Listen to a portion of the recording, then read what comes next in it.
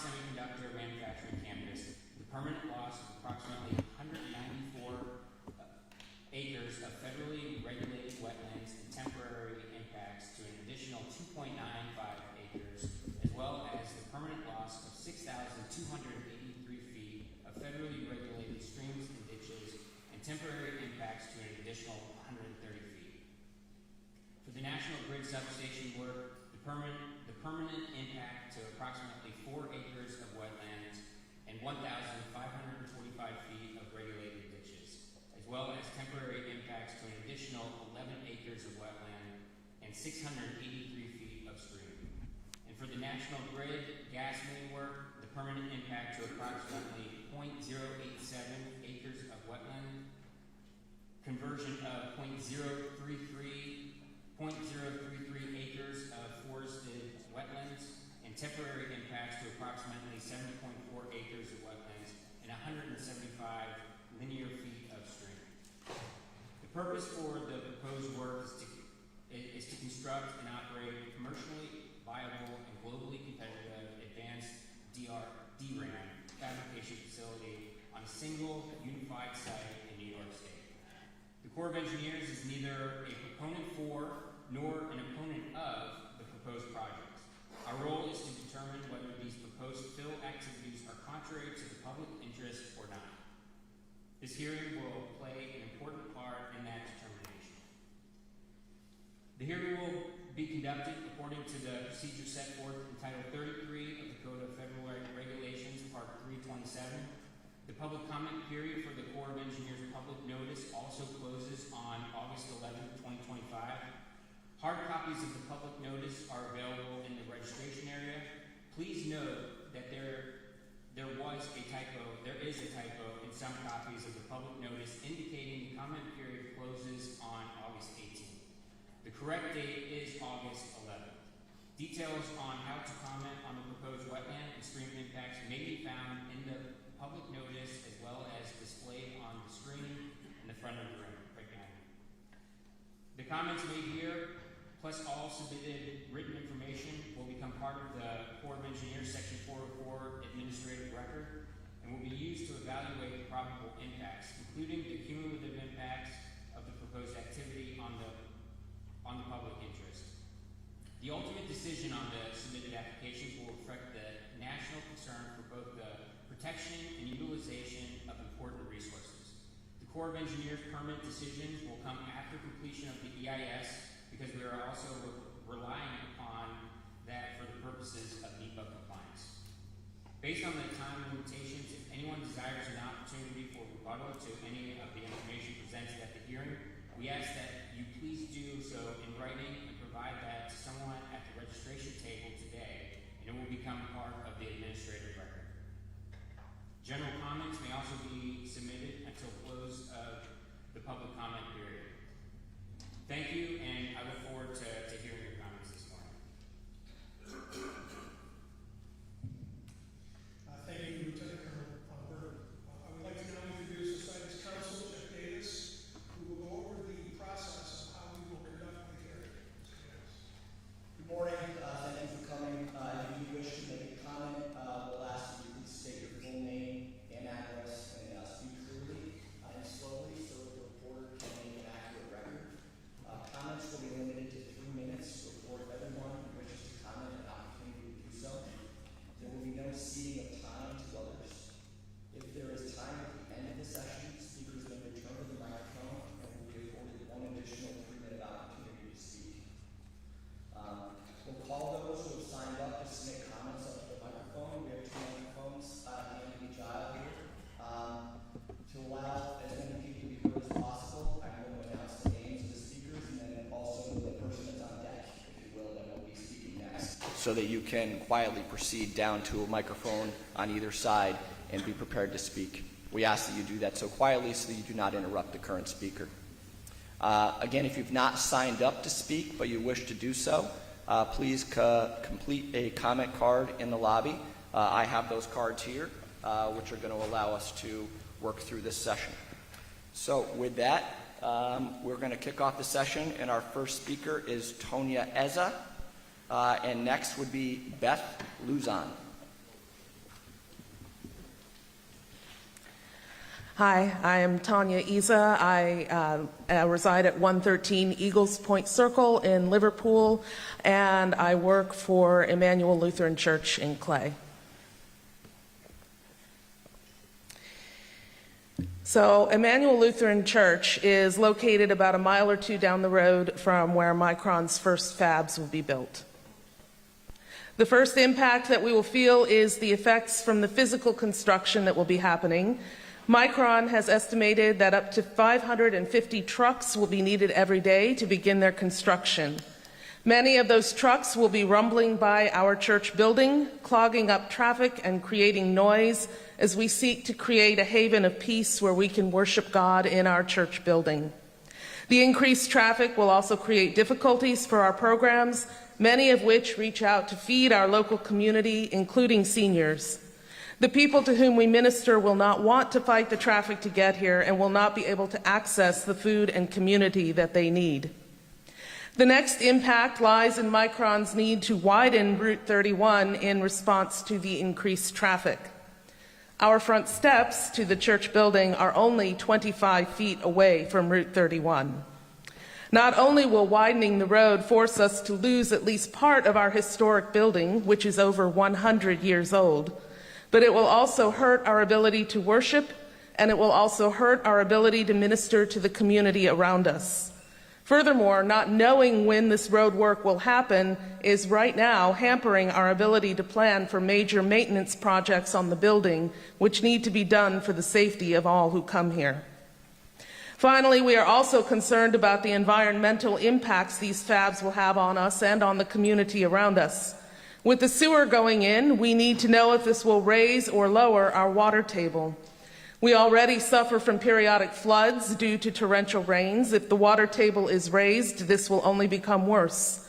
We are also concerned about the potential for harmful PFAS chemicals in rainwater runoff and what that will do to our water supply. We need to understand this better so that we know the risks and what we can do to mitigate them. Emanuel is an asset to the community, and we've been in Clay for over 200 years. We host AA meetings. We host grief support meetings. We run a food pantry. We run a monthly senior luncheon where seniors can come and get a free meal. We offer spiritual support to those in need. We hold community events for children like trunk or treat at Halloween and an Easter egg hunt in the spring. We are afraid that Micron's plans will remove us from the community when we could be a real asset to all of the people who are coming to work in these fabs. We're not here to complain, but we're here to vocalize our fears and the potential impacts, and to ask Micron, the state of New York, Onondaga County, and the town of Clay to work with us so that we can find a way to remain in the community and continue to be an asset. Thank you. Thank you. Next, Beth Lazison, and then after Beth would be Sarah Ferguson. Good morning. I'm Beth Lazison. I reside both in Camillus and in the town of Canastota, out in Madison County. Two areas that may possibly be affected by Micron, specifically in regards to industrial and water waste. My questions basically come from living here my entire life and seeing what happened to the previous big employer, Allied Solid Chemical, and what they did to Onondaga Lake and the town of Camillus in their industrial waste buds. I grew up in a house that actually was on an old industrial waste bed from Allied Chemical, and I saw the cancers coming from that. But that's that. Allied's gone. Honeywell is doing what they do. And I want to make sure we don't do that with Micron. This is going on for 40 to 100 years. Do not come in, destroy the environment, and take off. So my questions, specifically regarding industrial waste that will be generated by Micron for decades, is for the draft. I understand it's a draft. Nothing was really specific in there. So I expect to see in the specific report a detailed list of the chemicals that are going to be dispersed in Lake Ontario per the draft report. How does the disbursement take place? Who does the monitoring and how often? Are we just going to dump it and say goodbye to you? Or is somebody actually going to see what's going to happen when it's dumped? Second, the mixing zone in the Oneida River. More detailed information is required on how that works, how large it is, where it is located, and a list of chemicals dispersed. Why the chemicals are allowed to be higher than New York State allows. That should all be detailed out in the final report. And third and final, a detailed list of industrial waste that is going into local landfills, because I know it will, because that's what they're going to do. They've done it before, they'll do it again. And specifically, because like I said, I do have a house in Canastota, the Madison County landfill. Those are my questions, concerns. They have to be addressed, would like to see addressed in the final report. And let's do this, let's do it right from the get-go. Our grandchildren, our children, our great-grandchildren, and our great-great-grandchildren are going to be dealing with this mess. If we mess it up now, we're never going to be able to live this down, ever. Thank you.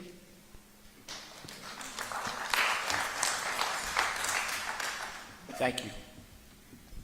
Sarah Ferguson, and then after that is Hillary McManis. Sarah Ferguson, 308 Catherine Street in North Syracuse. I am a 30-year resident of the Clay area. I am also a 17-year member of the Operating Engineers Local 158. Our local represents 4,000 union members in the upstate New York area. My position with the local is overseeing all the apprentices as the training fund coordinator. The opportunities provided by the Micron project will help our local community not only with the construction jobs for our members, but careers for our apprentices. I will also create jobs for our neighbors in this community. I support this project. Thank you. Next, Hillary McManis, and after Hillary is Bill Pelky. Good morning. I'm Dr. Hillary McManis, a professor of biological and environmental sciences, and I live in Fayetteville, New York. Thank you for hearing us today.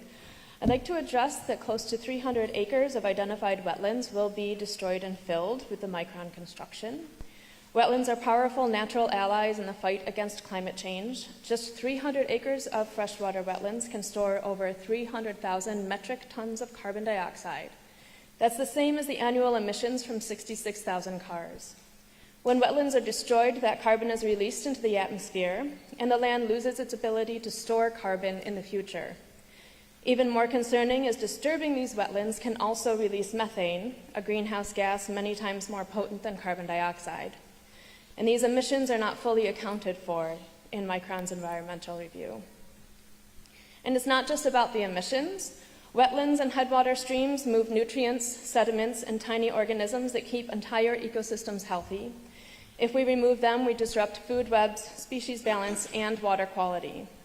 Construction activities like clearing vegetation can heat up nearby streams beyond the tolerance of cold water fish and macroinvertebrates.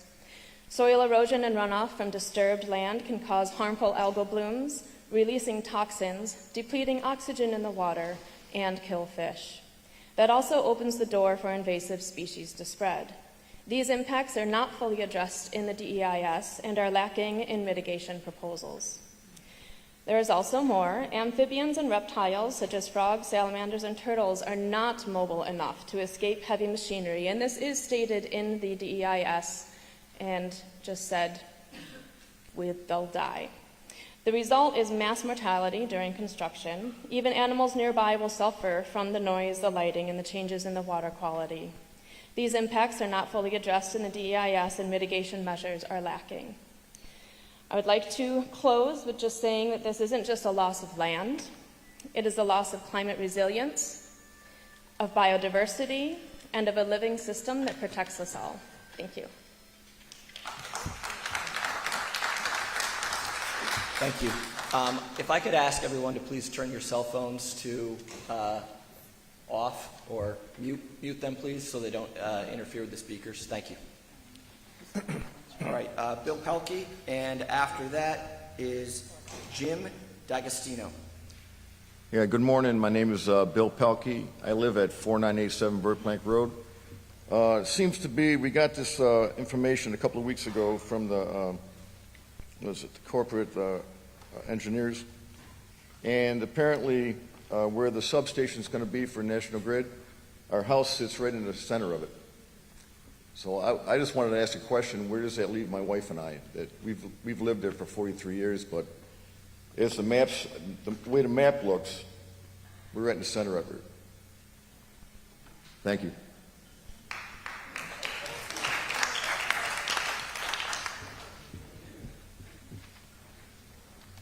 Thank you. Jim D'Agostino, and after that will be Pat Schaefer. Good morning, everyone. My name's Jim D'Agostino. I'm a resident of Baldwinsville, and I'm the CEO of the Central New York Technology Development Organization, otherwise known as TDO. We're the local manufacturing extension partnership center based here in Liverpool, and we provide technical consulting services and training across the 5-county Central New York region. I'd like to take a moment to express my personal and professional support for Micron in their project in Clay, New York. This isn't just a game changer for the state and for the region, but also a tremendous opportunity for our local manufacturing community as well as for TDO. Micron's investment represents one of the largest semiconductor projects in U.S. history, and it's happening right here in Central New York. This isn't just about one company, it's about a complete transformation of the regional supply chain, workforce, and innovation ecosystem. At TDO, we exist to support small to mid-sized manufacturers. Micron's arrival will create incredible demand for high-quality, reliable suppliers right here in our backyard. With the right support and development, our local manufacturers are perfectly positioned to become key players in Micron's robust supply chain, delivering precision parts, automation, packaging, clean room support, auxiliary services, and much more.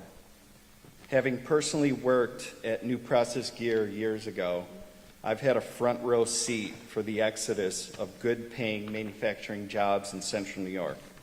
Micron's investment is a turning of the tides.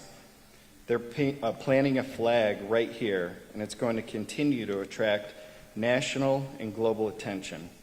With regional support and help from companies like TDO, local manufacturers won't just benefit from this moment, they'll lead it. This is why TDO supports Micron's project in Clay, New York. Thank you.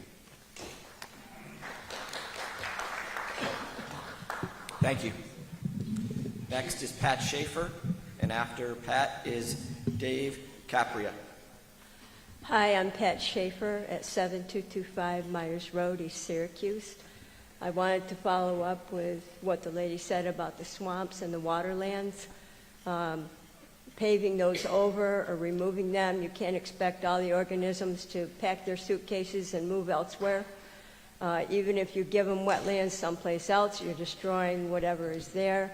They are main carbon storage areas, and we should be really careful about how we mess with the environment. They want to remove the bats. There's news lately about infectious mosquitoes. We need every bat we can get. And for Micron to just come and level the area and pollute the area, we need to be really careful about what we do to the land. And that's a lot of wetland and stream to mess with, and it is federally regulated. So there should be a reason why it's regulated. I think that Micron should reformulate its campus and leave those areas alone. That's all I have to say. Thank you. Dave Kabria, and after that is Paul Oenberger. Apologies if I'm mispronouncing the names. Hi, good morning. My name is David Kabria. I'm a Town of Clay councilor here in Clay. And this may not be a question like that most people would ask, but I have a concern, and it's more not about the statement here, but it's more directed to OSIDA.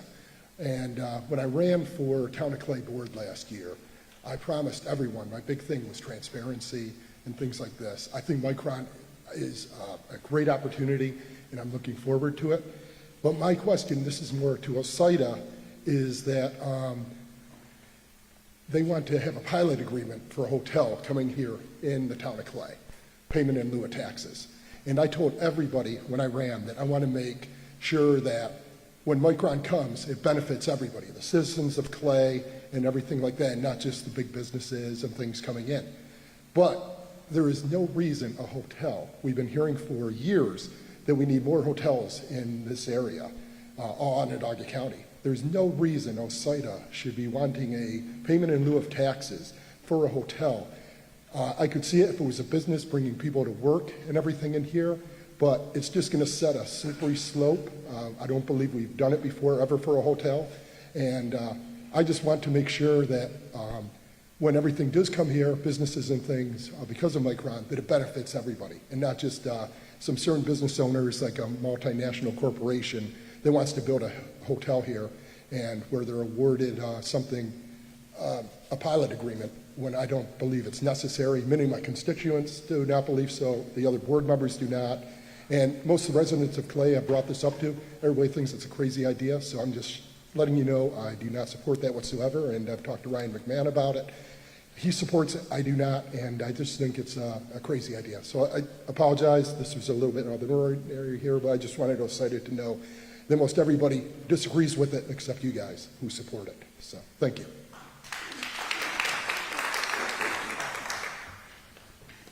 Thank you. Next is Paul Oenberger. Oenberger. And after that is Sue Gately.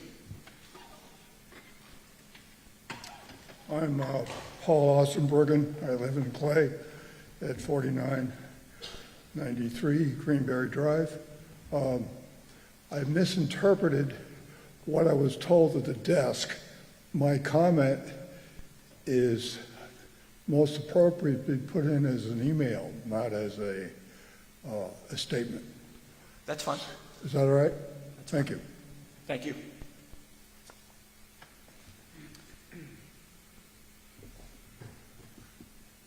Okay, next is Sue, and after that is Dan Larson. Sue Gately, Sterling, New York. I'm echoing some of the things that have already been said. I am concerned about storm water runoff. If the area really is 600 plus acres, and given the expected increase in extreme weather events, including intense downpours that we can expect in the near future from climate change, this presents real potential for flooding, erosion, and a lot of damage to the water quality downstream. Wetland loss also poses more potential groundwater depletion risk, and it seems inevitable that our electricity rates for the general public are going to be going up. Wastewater discharge is a concern. It's not very far from the drinking water intake for Aqua up on Lake Ontario. So is the waste that's going to be discharged from secondary development associated with the plant. Wastewater and spills are inevitable. The plant is apparently located in an area of geology known as karstic or karst. This poses special contamination of groundwater risk, maybe even potential subsidence issues, and that should be a concern in any construction area activity. Contamination can move fast and far in a karstic aquifer. It can move thousands of feet in a few hours. So please, one more last comment quickly. I believe the wetland mitigation appears to be inadequate, fragmented, and just not up to the job. Thank you. Thank you. Dan Larson. After Dan is Karen Haas. Dan Larson, 498 Main Street, Sterling. For millennia, humans have banded together for mutual support and protection. From that communal urge, we have developed governments whose main purpose, whatever other purposes they may serve, is to protect their constituents from harm. Fostering commercial and economic growth, while important, must be secondary to ensuring the health and safety of the population you serve. To allow a commercial enterprise like Micron to dump unidentified or unknown toxins in unspecified quantities with unproven and underdeveloped treatment technologies into our groundwater supply is a serious abdication of governmental responsibilities. Micron's DEIS says that they will treat their wastewater with state-of-the-art technology for removing so-called forever chemicals, PFAS and PFOS. However, there is no known technology that will remove those chemicals on an industrial scale. Further, as Professor Nyblad pointed out in her letter to Syracuse.com, Micron does not address how their development or the accompanying surge in urban growth will raise downstream flooding risk. Micron provides vague promises about adaptive stormwater management, but does not provide any detailed or specific plans to mitigate downstream flooding. In short, as several have pointed out or will point out today, the Micron DES in its current form is woefully inadequate to support your civic oversight responsibilities. Those who say we haven't missed anything are sadly mistaken. I only ask that you finish the EIS you've started. Thank you. Thank you. Next is Karen Haas, and then Gwendalyn Mor. Hello, I'm Karen Haas. I reside in Sterling, and I represent an organization called Sterling Water Stewards. We are a grassroots organization. Primarily, our mission is to protect drinking water. The semiconductor industry uses forever chemicals, PFASs, and many other hazardous chemicals. Chemicals released into ground or surface waters have the potential to pollute drinking water and groundwater, aquifers, streams, and Lake Ontario. PFAS-type chemicals are very toxic and they don't break down. They can cause a variety of health problems, and they're essential to microchip manufacture. Their use in microchip plants is essentially unregulated in New York State at this point. Work on federal regulation of microchip facilities has been halted under the current administration. Micron's DEIS acknowledges that wastewater could contain PFAS, but provides no information on the types or amounts of PFAS that will likely be present. Micron boldly asserts that the Micron facility and the planned new Oak Orchard industrial treatment plant, which Onondaga County plans to build for Micron, will use the latest advanced treatment technologies, which they list, but they provide no details on which will be used how, and that they will comply with their respective Clean Water Act permits. Based on a promise of permit compliance, Micron asserts that its wastewater discharges will have no significant environmental impact, whereas it is a known fact that this industry, 1 out of 10 PFAS manufacturing plants, has incidents of contamination of wastewater.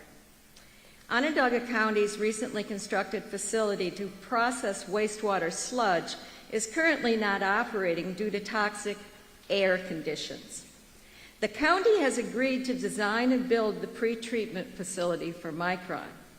If Onondaga County cannot competently build and operate a facility to process ordinary wastewater into sludge, how can we trust it to build a pre-treatment facility that will eliminate PFAS and other harmful chemicals? While there are innovative technologies that can remove PFAS from wastewater streams, none of them have ever been deployed at an industrial scale.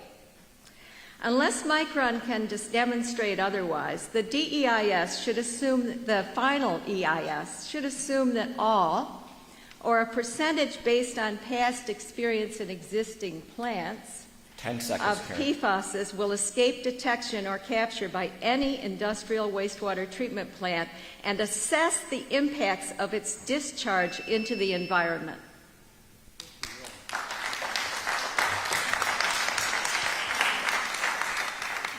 Thank you. Gwendalyn is next, and then Ben Sayo. Good morning. I'm Gwendalyn Mor, president of the Syracuse Onondaga NAACP.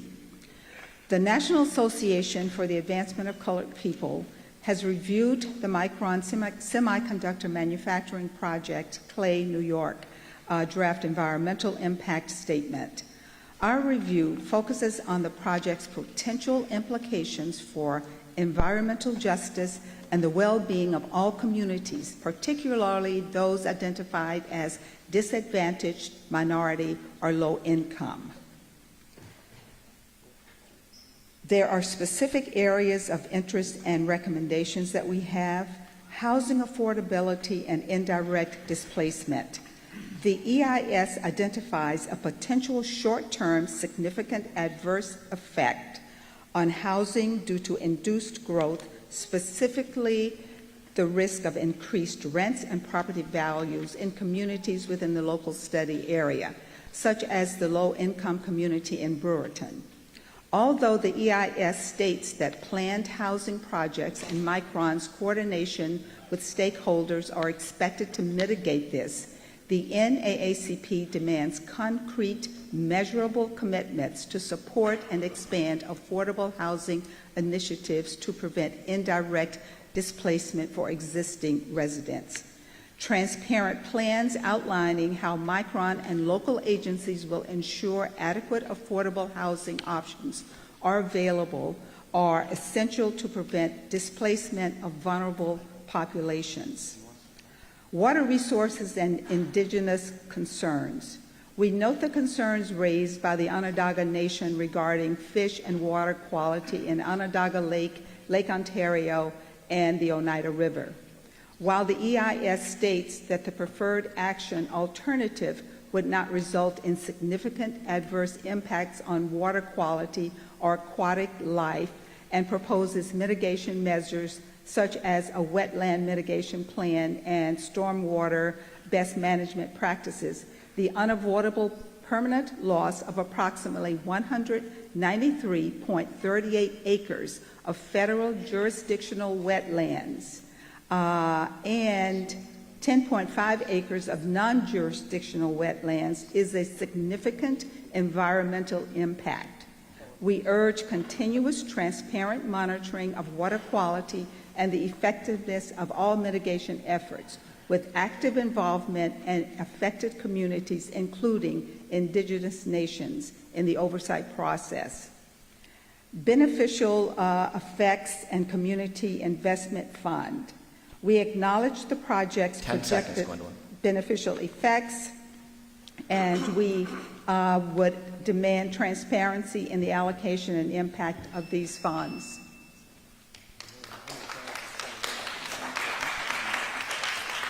Thank you. Next is Ben, and after Ben is Susan Crosset. You didn't want to try pronouncing my last name? Sayo. Oh, pretty close. Not there. Hi, I'm Ben Sayo. I'm with Center State CEO. We are a regional chamber of commerce and economic development organization here in Central New York. You'll hear from a number of companies and community partners today speaking about their excitement with the project. I have two brief messages for you and for the folks in this room. And the first one is hope, right? Central New York has been beaten down a lot. Upstate New York has been beaten down a lot. We don't always win, and the idea that we have the opportunity to win here with the Micron project is massive. I was yesterday morning with the deputy mayor in downtown Syracuse at an MWBE forum. There were over 200 individuals, mostly from minority women-owned businesses, who want to work on the Micron project attending that session. They're excited about it. They see opportunity for them. They see opportunity to build wealth for them and for their employees. We need to make sure that happens. Also, I was at a bank last night talking with their board about the project. And there was skepticism about whether or not it would happen. It happened on time. But there was also excitement. The bank wanted to win. The bank wanted to bring more capital into the market. And they wanted to support the businesses that we know will hire because of this. So hope. Let's not forget that this project has given our community, all of you, even if there are concerns, hope in what we can do in upstate New York. The second message I want to deliver, and this is something that was in the paper this morning with a letter to the editor signed by over 100 business members and nonprofit members, but Central New York is the best place in the country to build these 4 fabs. I'll say that again. We are the best place in the country to build these 4 fabs. We have the best environmental regulations that we're talking about a lot today to make sure that this project is done well. We have the coalitions that have already come together to begin training individuals to work in these fabs. We have the community investment framework that was mentioned earlier that will invest in mitigating negative impacts from this work and accelerating positive things coming out of this. I have 2 kids. I grew up in Central New York. I want my kids to stay in Central New York. I want them to be excited not just about what Dad goes to work on every single day, but that they see opportunity for themselves when they get old, or older, let's say, when they get older and graduate. I want them to stay, I want our kids to stay, and I want their kids to stay. So I'm happy to offer our support, and please let us know if we can do anything else to continue that support. Thank you. Thank you. Next is Susan Crosset. After Susan is Greg Lancet.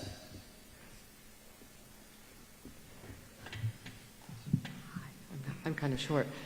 Good morning. I'm Susan Crosset. I'm the CEO and owner of Sapphire Recruitment here in Central New York, a 35-year-old business working to develop talent and match that great talent with our employers. This morning, I'd like to comment a little bit on the project. And as you know, I think everybody's experiencing, Central New York is experiencing a bit of a renaissance, one that many of us had hoped for, but many were skeptical would it even come. What was once a very vibrant industrial region with good paying jobs at companies like General Electric, Smith Corona, Syracuse China, and others became another Rust Belt region with more jobs in healthcare than any other industry.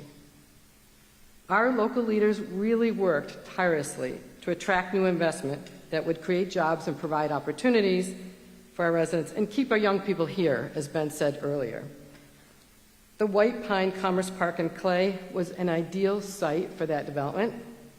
The county had a vision for that site, one that meant taking the long view of what might be possible and developing a strategy to attract companies in the semiconductor industry. They certainly had their setbacks. It was discouraging to lose opportunities to other regions and other states when we had the necessary resources, including an educated workforce, top universities and colleges, electric and gas infrastructure with exceptional power quality and excess capacity, water and land needed for the semiconductor industry. When Micron announced their plans to build a state-of-the-art dynamic random access memory semiconductor manufacturing facility here, that's a mouthful, our future really began to brighten. Micron was exactly the right partner that our region wanted to realize our vision with. New York State has long been the leader protecting our environment. It is part of who we are. It is part of something we should all be proud of. Our environmental laws and regulations have often been used against us by other states trying to attract business. Micron was not deterred. The CHIPS office and OSIDA prepared a draft environmental statement to evaluate all the potential impacts, and they included state and federal agencies and all interested parties, along with a number of public hearings. More than 20 actually participated in the process. They studied the impact of the project on a long list of areas, including water quality and resources, land use, air quality, climate, solid waste, human and health safety, utility infrastructure, transportation, noise, environmental justice, and other issues. The Micron project will generate approximately 9,000 jobs and 40,000 additional jobs. That's what we need. Thanks. Thank you. Next is Greg Lancet, and then Jeff Norinsky. Good morning. I stand here today as the president of the Central and Northern New York Building and Construction Trades Council president, representing almost 10,000 workers in the region. A few years ago, when Micron announced that they chose our site, of course, everybody was ecstatic and elated with that. But what that meant to us is the community with hard hats, with tools in their hands, is that we have decades of opportunities for not only our current members, but also our future members for the next generations to come to learn, work, stay, and play in Central New York. In our industry, the jobs don't always get built in your backyard or in your community. I had raised my family in the town of Clay. Our children graduated from Cicero North Syracuse High School. We still have one in school that's on that path. To have this opportunity where trades and craft workers of today and tomorrow will not have to go hundreds of miles away from home to earn a paycheck and maintain their health insurance, to work on a cutting-edge, global leading advanced manufacturing technology, not only the sector, but the technology that is being brought and engineered into these fabs are industry-leading, world-class. So we are talking about STEM and STEAM, CTE programs in the educational world, all of that Micron opportunity that we support, that brings a tangible, relatable, touchable project where you can apply all of the science, technology, the engineering, and everything else. There has been hundreds of people working for the last couple of years on the scaling, the preparation of our training programs, of our recruitment cycles with our community partners. It is a grander scale of what the building trades has been doing leading up to the replacement of Interstate 81, where there are community partners, community opportunities, and there is quite a cohesive group with our community where people that are having opportunities to work in the construction industry from the neighborhood where the project is. This is just a continuation of that, where our community has an opportunity where our children can grow up, educate, work, and stay in Central New York instead of the continuous out-migration that we have been in this community for the last 3 decades. This is an opportunity where so many earners of wages, there is going to be a lot of first-time opportunities for generational wealth and work opportunities in a community that does not have many. Thank you. Thank you. Next is Jeff Ninsky, and on deck is George Lorfus. Hello, my name is Jeff Ninsky. I live on Fuchsia Path in Clay, which is right off of Cordnoy. I'm listening to many people talking about the environment, which I do have concerns, but my concerns are not exactly where the bats live and the birds live, although I think we should have to take them into consideration. I'm more concerned about the road between Maple Drive and Route 31. It is a rural road. It's 2 lanes. It doesn't have a shoulder. It has a very deep drainage ditch next to it. It has a lot of kids and people jogging and walking and biking on the road. More recently, I've seen that there are quite a few kids that have electric bicycles, or they have electric scooters, or they can stand on something and that looks like they're, that there's nothing underneath them other maybe than some skates, but they seem to be going at 20 or 25 miles an hour, which I'm not sure is safe. But if we put 500 trucks going to Micron, they're either coming on Route 81 or 481. The only exit that I know that is real close to Micron on 481 is Cordnoy Road. the people are going to go the quickest way they can get there. If there's congestion off of 81, they're going to be on Courtenay Road. Again, it's a 2-lane road. It doesn't have a shoulder. It's a rural road, and it has kids driving bikes and people walking on it all the time. I'm hoping you're going to put some bike paths in or do other things to help the environment there so people can live a safe life and not be amongst all this traffic. Thank you. Thank you. Next is George. George, sorry for the last name if I mispronounced it. And then next after George is Jamie Shen.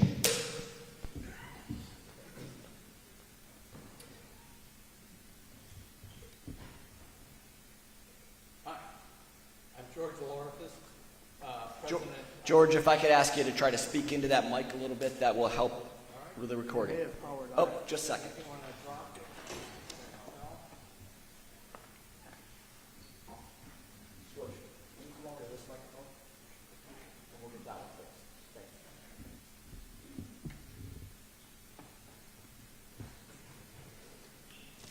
Okay, there we go. I'm George Lorifus, a resident of Emanuel, New York, and also president of Climate Change Awareness and Action. We're a local group located here in central New York. A concern of ours is on the energy usage of Micron, specifically their fossil fuel use, and we would like to see how they're going to do the reduction in their fossil fuel use. As a start, one of the ideas came up was using solar on a lot of your roof area and some of the other areas to reduce some of that usage. And we'd like to see more specificity in how you may reduce your energy use. Micron can be an asset to our community if they take care to protect our environment, as you heard before. Thank you. Thank you. Next is Jamie. And after Jamie is it Michael? Check. 1, 2. Muklucin. Sorry, that one's tough. Mikulewiczz. I'm glad mine was easier for you. Yes. Hi, I'm Jamie Shen. I'm a professor at the SUNY College of Environmental Science and Forestry. But I actually, while I have several environmental concerns, want to talk about something different today, though related. I want to talk about the difference between the opportunity for public participation and true community engagement. So I appreciate this opportunity today and that everybody is taking the time to be here. I'm more interested in who is not in this room and who won't be in this room today because they're not able to, because of transportation barriers, childcare barriers, they don't have the time, or they just don't know that they have a voice at this table. If Micron is meant to be truly the economic driver, or the driver of economic transformation that it promises to be, and that I have a belief that has the potential to be, then we need greater actual engagement with the communities that require that transformation, including those in the city of Syracuse, where I live, who suffer from the highest rate of child poverty in the country and one of the most difficult and least accessible housing markets in the country. Do you know their concerns? If not, why? How can this project engage with those communities if we don't know what their concerns are? I appreciate in the DEIS that you talk about engaging in robust public outreach. That's a direct quote. But only 2 such community engagement meetings are listed. 45 people were said to be in attendance, but there's no mention of what concerns were raised and how those concerns were addressed afterward in the DEIS. If we don't have that level of transparency, I don't believe we have trust that there's true community participation happening. And so I think we need opportunities to maximize the engagement for those communities that most require the transformation that's promised by this project. At the very least, we need commitment and a requirement that Micron has a community advisory panel that is there to foster and oversee truly authentic and ongoing community participation to make sure that the voices who can't be in this room today are at the table moving forward. Thanks. Thank you. Michael? And after Michael is Desiree Matthews. Hi, I'm Dr. Michael Mikulevich. I'm a professor at SUNY ESF, and I'm here as a concerned resident of the city of Syracuse. My comment pertains to the environmental justice impacts of this development. For those who may not be aware of what it is, environmental justice is concerned with the unequal environmental impact caused by developments like this one on historically marginalized and underserved communities and individuals. Meanwhile, the DIS states the preferred action alternative would not result in any significant adverse effects with respect to these policies, nor would it have any environmental justice impacts. It would likely result in beneficial effects by fulfilling economic development policy goals. Further, the DEP 24-1 form submitted to the Department of Environmental Conservation states it can be reasonably concluded that many of the disadvantaged communities and minority or low-income communities within the study area would be unaffected by this development. First, it is unreasonable to assume that one of the largest investments in the history of this region will have no adverse environmental justice impacts. That statement is naive at best and cynical at worst. Second, Micron claims that the development will have no such impact based on the study impact area, which has been set to a 5-mile radius, narrowly missing multiple disadvantaged communities in North Syracuse, Liverpool, and the city of Syracuse, among others. Moreover, the impact of connected actions, the water supply and discharge infrastructure and electricity infrastructure, has been limited to 0.5 miles, including the pumping station in Oswego, which sits right in the middle of communities designated as disadvantaged by New York State. Micron must increase the impact radius and resubmit the DEP 24-1 form to the DEC to reflect this. Ultimately, this should trigger enhanced participation, which, as my colleague mentioned, has not been sufficient. The last comment I would like to put on record, which should in no way be taken personally by the representatives present here, is that the diversity of the panel facing us today does not instill me as an individual with optimism regarding the ability of this project to appreciate and adequately address the needs and concerns of the diverse population that our region is home to. Thank you.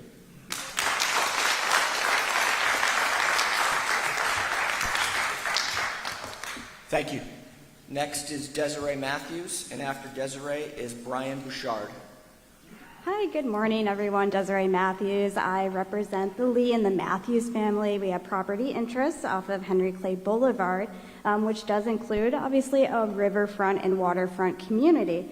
We do support Micron and the investment that it has in this community. I work in mental health, and we know that having jobs, income, stability is so very important. So we certainly support Micron, but also we have to think about those people in the riverfront communities. I'm actually very shocked that the property values are still so depressed on some of those properties. I've been all over the country, and usually the riverfront, waterfront properties have the highest value, but unfortunately basic services like sewer, they don't have it.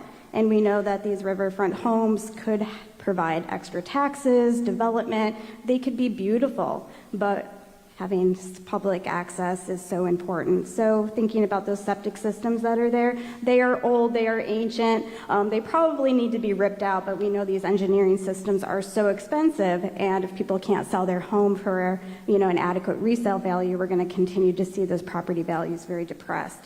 We can attract investment, we can have cheaper connections, and we want to make sure that with Micron we're getting those riverfront properties and having access along with the properties that are already slated in the phase 1. So I don't have that information if those properties are going to have sewer access, but I think it's really important because it's going to cost us a lot more in the long run.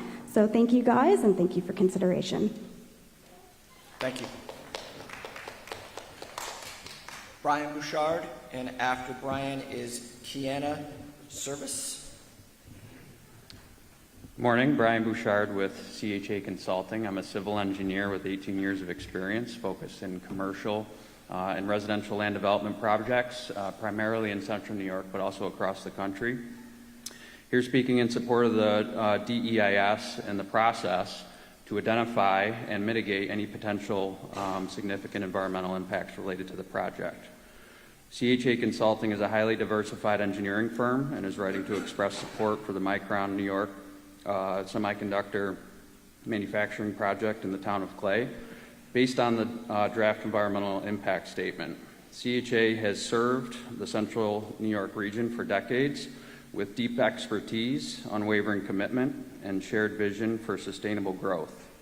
Our roots in this community run deep, and we have witnessed firsthand the transformative power of strategic investment paired with responsible planning. The Micron project represents a generational opportunity that promises to revitalize our local economy, create thousands of high-paying jobs, and position the region as a national leader in advanced manufacturing and innovation. We are especially encouraged by Micron's proactive approach to environmental stewardship, including its commitment to purchase carbon-free electricity, water conservation, and inclusion of community-centered infrastructure, including childcare, healthcare, and recreational facilities, which thoughtfully balance economic growth with environmental responsibility and community well-being. As a longstanding partner in the region's development, we stand ready to support the project in any way we can. This initiative aligns perfectly with the values we've upheld for decades: innovation, sustainability, and shared prosperity. We support the timely advancement of the Micron project and recognize the profound benefits it will bring to our community and beyond. Thank you. Thank you. Kiana, and then after Kiana is Don Hughes. Hi, Kiana Service. I live on 31 in Cicero.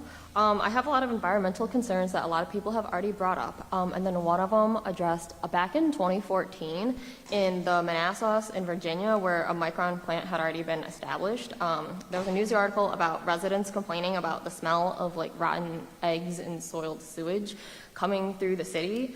So basically, hydrogen sulfide is created at the Micron manufacturing process that discharges the odor when the chemical transforms from a liquid to a gas. And so like between the runoff water that was pooling in this pond, that's kind of a storage, is also seeping into their sewage. And that city was treating the pond water and trying to control the release of it into their sewer system. And I'm sure there were other chemicals within that. And so since that actually happened at a Micron plant in another part of the country, I'd like to know like what are they going to do to like be proactive and prevent that kind of thing happening here? Like I wouldn't want to live amongst the smell. I'm sure a lot of other people wouldn't. That's it. Thank you. Next is Don Hughes, and then after that we have an individual that has identified himself as John Doe.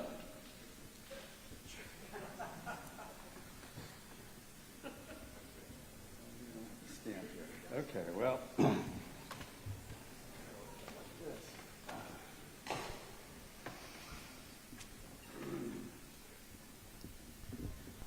hi, my name is Don Hughes. Try not to break this.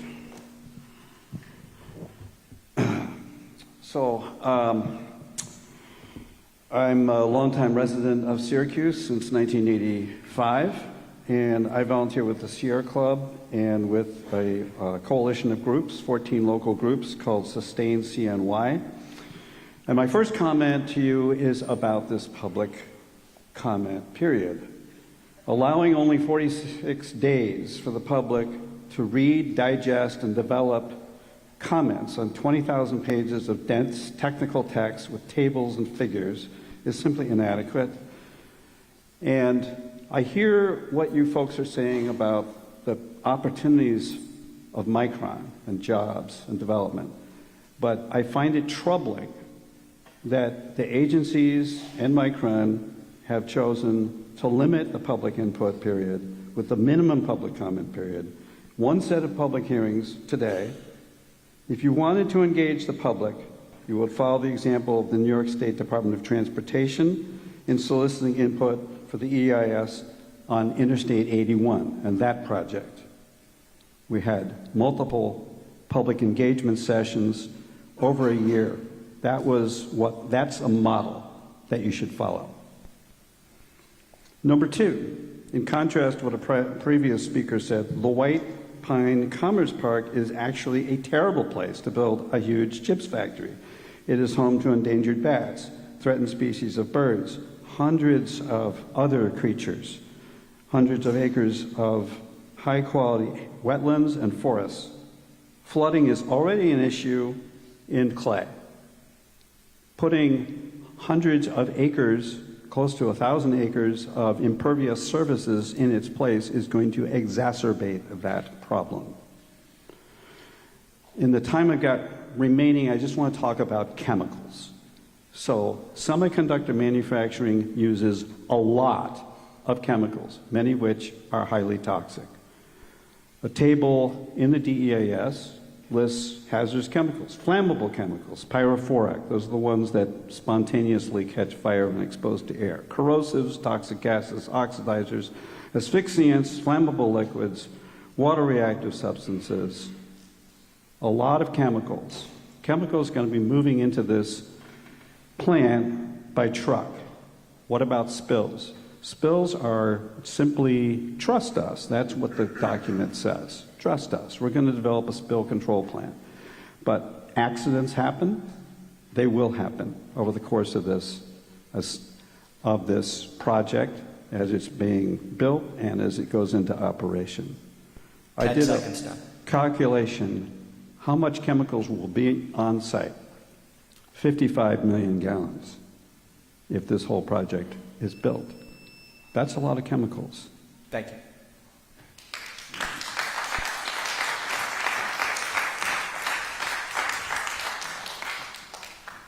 Next is John Doe. Thank you. Good morning. Appreciate the opportunity to speak here today. I've heard a lot of comments about the endangered species that occupy the proposed build site. You got the farrier hawk, the Indiana bat, and the short-eared owl. Indiana bat and the farrier hawk are protected under federal migratory bird laws, Wildlife Conservation Acts of 1956 and 73. The previous speaker brought up the storage of 55 million gallons of corrosive chemicals on what basically is a wetland. Cicero Swamp's less than 6 miles from the build site. Oneida Lake's probably within 15 miles. So I oppose the building site, and basically Micron's getting a $249 million tax break spread out over 49 years, and they expect us, the taxpayers, to bear the brunt of the price of the infrastructure. The I-81, 481, Conrail, National Grid. Sunday's paper last week, National Grid's already looking at a 20% rate increase to help pay for what obviously is the infrastructure that Micron will require. I don't think it's a good idea to build on a site where those endangered species occupy underground caves, which would be tainted by chemical spills, and then Micron offered $50 million for bat research. In my opinion, take your $50 million and go find another build site. Thank you so much. Have a good day. Thank you. For the record, for our stenographer, Mr. John Doe refused to provide his real name, so if we could put that in the record, please. Thank you.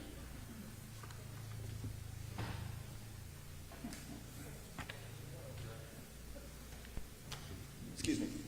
We know profanity. Thank you. Excuse me. There are no other speakers that have filled out a comment card. If you would like to speak and you've not filled out a comment card, please come to the front and state your name. I would like to have new speakers that have not spoken yet that can come up and state your name and where you're from, please. And we'll go with that. Thank you. Thank you very much. For the record, I did fill out a comment card. Don't know what happened. Can you repeat your name again? Yes, my name is John Prespiora. I reside in the city of Syracuse. Thank you, John. And major components of this project deserve public scrutiny of at least 30 to 45 days. To lump it all together into one is irresponsible. These multi-components lumped together with this project's overlapping multiple phases make the DEIS difficult for anyone, including the most intelligent and experienced planning and development expert, to review, understand, and respond within the 45 or 48 days that have been allowed. Please revise the public comment period to at least 120 days until October 23rd. I was planning here to come and talk about the socioeconomic conditions, especially about the real estate, housing, and growth-inducing effects. But I decided to just come here today to talk about my opinion about this project. And it is my opinion, based on the environmental impacts associated with this project, that the project must not go forward without major changes. I've come to this conclusion after consideration of such things as the project will destroy a critical ecological resource by filling the white pine wetlands that serve many useful purposes, which aren't thoroughly assessed in the DEIS. We are in the era of climate crisis, with heat disrupting people's lives in profound ways. This site is a sink not only for carbon, to keep carbon out of the atmosphere, but serves as an air conditioner to cool the surrounding environment and a bathtub to keep flooding in check. Adding a huge concrete factory and surrounding pavements only adds to the heat island effect. Construction activity will impact the surrounding area for years to come with noise and traffic, which could make the area an intolerable location in which to live. Once operational, the 12,000 car parking lot will impact residents in the surrounding area by attracting increased automobile traffic. The development is proposed to solve the region's long-standing poverty, yet there is no assurance that local workers and local residents will reap the benefits purported to be an objective of the project. The projection that workers will immigrate to the region, increasing the population by over 64,000 and adding 27,000 new households, flies in the face of the promise that the good-paying jobs will come to local residents. There is also no assessment nor assurance that the induced rising housing costs will not adversely affect the city of Syracuse, the renters who currently are cost burdened. Gentrification with attendant displacement and increased homelessness is a potentially adverse impact which is not sufficiently addressed in the DEIS. Thank you. Thank you.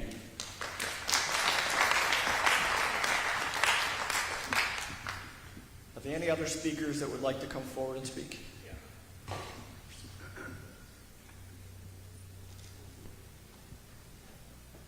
Yeah, my apologies for not filling out a card here. That's okay. If you could just state your name Sure. and maybe spell Yeah. it, since we do have the cards for spelling for our stenographer here, so if you could spell it for her, that would be helpful. Sure thing.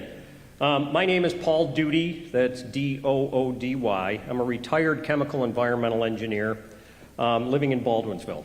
I spent the last 35 years of my career as a consulting engineer cleaning up legacy contamination at hazardous waste sites, with the early part of my career spent as a chemical environmental facilities engineer at IBM's Semiconductor facility in East Fishkill, New York.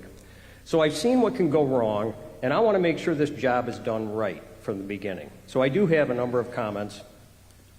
While there are 20,000 pages in the EIS, there's inadequate detail with which to truly assess the potential for significant adverse environmental effects. As an example, I could not find anywhere in the EIS a listing of all the chemicals and quantities planned to be used at the facility. As such, we can't independently assess whether the conclusions about wastewater and air discharges, as well as waste management and health and safety, are reasonable. Also, the public deserves to know what chemicals will be transported along our roadways, increasing the risks to the community. Probably my most important comment is there's only a very superficial discussion about spills, system upsets, and equipment malfunctions that can result in contamination of building materials, soil, groundwater, surface water, and the atmosphere. The report only provides very brief, simplistic statements that spills will be quickly cleaned up and there will be spill kits available. One area of particular concern I have is related to a release that could enter the Oneida River, eventually discharging to Lake Ontario. The Oswego River mouth is not too far from Aqua's water intake, potentially resulting in contamination of our multi-county water supply. More discussion and recognition of this potential risk is critical. I would recommend a thorough vulnerability assessment or risk management approach to more fully assess the risk of spills, their consequence, and appropriate mitigation measures, such as additional potable water treatment, for example. I recommend the public actively participate in such an assessment, as we will be accepting a lot of those risks.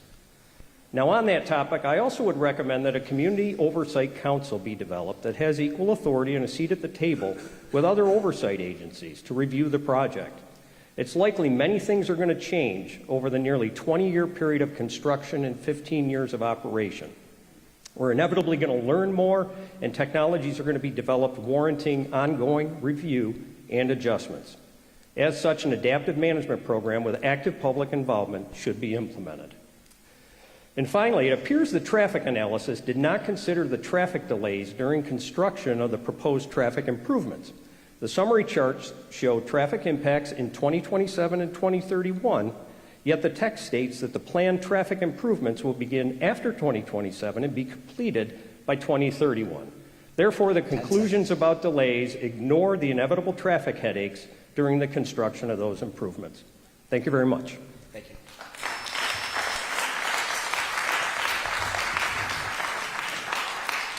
Any other speakers wish to come forward? Okay. Please state your name and spell it, please. Yes, Rick Jennyjohn, Jennejahn. I live in Baldwinsville. I'm a 34-year member of the area, so I am supportive of the Micron development program or project here. Just to echo what the last speaker just said, I think the traffic concern is something that needs to be looked at now versus later. Already on Route 31, the corridor between Route 31 and 11, that intersection is very difficult for residents in the area. My family lives in Cicero, in Brewerton, in Central Square, in that area, and as well. And so I think it's very concerning to see that the traffic mitigation isn't going to happen until years down the road. So that would be my comment on that.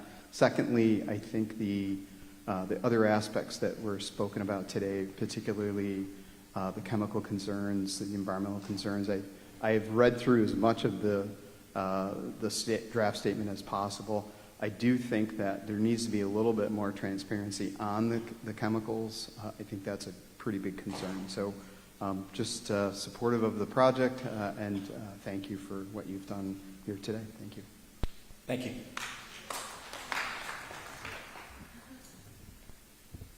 Any other speakers that have not spoken? Yes, please come forward.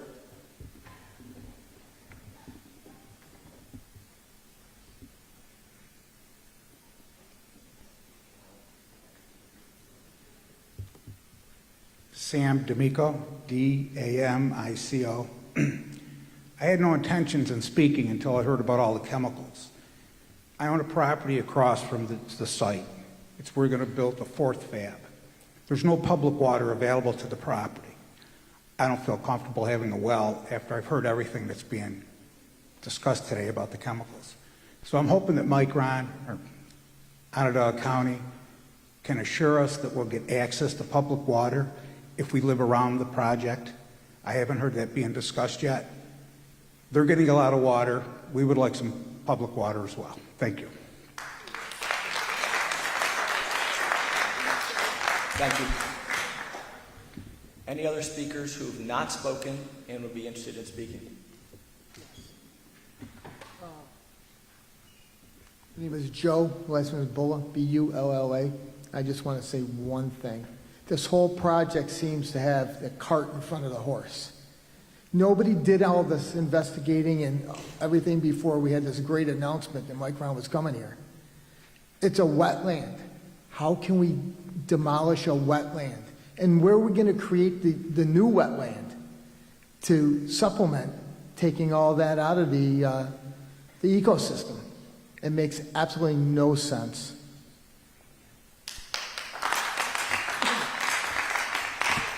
Thank you. Any other speakers? Again, a reminder that you don't need to speak for your comments to be provided here. Written comments are the same as spoken comments here today. So if you're uncomfortable speaking, you can provide a written comment if you have it with you. It can be provided to someone in the lobby, or up here at the front desk we can take it, or you can, on the back behind us here identifies the opportunities where you can provide your written comment. Any other speakers who have not spoken? Okay, I'm going to open it up to any speakers who would like to speak a second time. There were a few that got cut off at the 3-minute limit. So as I said at the beginning of the session, speakers are afforded another 3-minute opportunity. So if there's someone that would like to come forward that has spoken already and would like to have that opportunity, please come forward.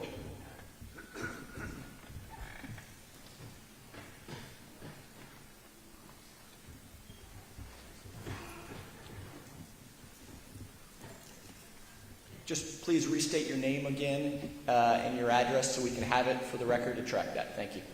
Hi, I'm Karen Haas, 498 Main Street, Sterling, New York. I'm representing Sterling Water Stewards. So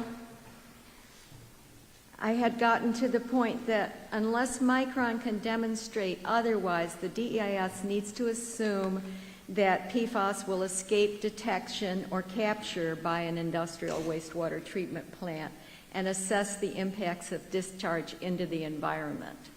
And they could actually cite how much PFAS escapes from existing facilities because it is known.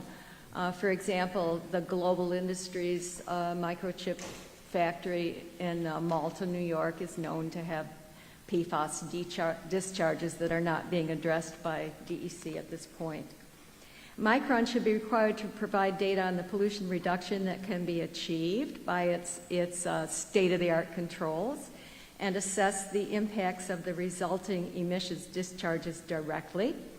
They should commit to using treatment and monitoring technology that assures that no PFASs are released into the Oneida River or other bodies of water, including Lake Ontario. The DEIS states, oh, there's going to be a plume that's going to have some stuff in it, but since a certain distance from that plume it must meet regulatory requirements, it will. So don't worry, and that's the extent of analysis. They don't tell us amounts. They just say it's a tautology. They say we're going to meet all requirements, and so there won't be a problem. Micron should conduct a thorough risk assessment. I'm echoing here what Mr. Duty recently pointed out, that we have no risk assessment in the DEIS. This plant is projected to operate for decades, and 1 out of 10 PFAS facilities has an incident. So there's a 10% chance of a major environmental incident. Not to have your environmental impact statement assess what would happen in a spill or an incident is a major oversight. You're trucking PFAS and other chemicals into the clay facility. As Mr. Duty pointed out, a spill could go to Young Creek, Oneida, Oswego Rivers, Lake Ontario. Contamination of the Great Lakes is a violation of the Great Lakes Water Quality Agreement between the United States and Canada. Releases of chemicals into Lake Ontario would be near the water intake. You should proactively support the water quality anti-degradation policy of NYSDEC and findings and objectives of the Great Lakes St. Lawrence River Basin Sustainable Water Resources Agreement. The scale of the Micron's projected water usage and its potential consumptive use from the manufacturing operation should trigger an immediate review of Aqua's water withdrawal permit in light of the requirements of the Great Lakes Compact. Thank you. I would encourage you to submit your written statement at the end. Thank you. We will. Jump over here. Don? Thank you. When is this hearing over? This hearing ends at 1 o'clock. This session ends at 1 o'clock. Okay. So as I understand it, it's 11:30 now. We have 90 minutes left. Why are we limiting the comments to 3 minutes? That's the quorum. Sorry? That is the quorum. That's the rule? I ask you to speak. All right. All right, to continue on the issue of chemicals. So the DEIS lists a total of about 18 chemicals that are actually identified. The DEIS should identify all the chemicals that Micron is using. As I mentioned before, 55 million gallons of chemicals will be stored on site. The federal government has certainly done a better job in this respect in their programmatic environmental impact statement for the semiconductor industry. They list a whole table of 200 hazardous process chemicals. These things include hydrochloric acid, hydrogen fluoride, sulfuric acid, nitric acid, a lot of corrosive chemicals, peroxides, which are strong oxidants, silane, ammonia, nitrogen trifluoride, sulfur hexafluoride. Some of this stuff is highly, highly toxic. A chemical known as arsine, deadly. The community needs to know about this. The EIS, to properly assess environmental impacts, and that includes human health impacts, needs to include information about how much of this stuff is going to be used, how much is going to be transported through the community on Route 31 or however it gets there. The Micron has stated in the EIS that they're going to transport all the chemicals by truck. I would recommend that they rethink that. Rail transport is much safer in general. Let me talk a little bit about PFAS. PFAS are not explicitly identified in the document, just like the other chemicals. They're mentioned, but there are hundreds and hundreds of types of PFAS that are used in the semiconductor manufacturing process. Again, the federal government, through its EIS, the programmatic environmental assessment, has 10 pages listing PFAS, types of PFAS used in the semiconductor industry, and we need to see this level of detail in this document. You can't possibly do a proper environmental review without that kind of information. It's going into the wastewater, it's going into the air. Thank you.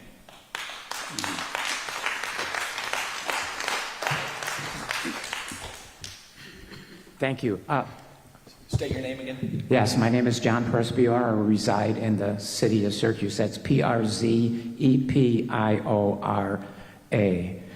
The impact of developing an estimated 27,000 new household units is ill-assessed in the DEIS. To rely on the hope that future policies will match the vision of the Onondaga County Comprehensive Plan for Smart Growth isn't sufficient. Real planning and commitments are necessary, and I see little of that detail in this DEIS.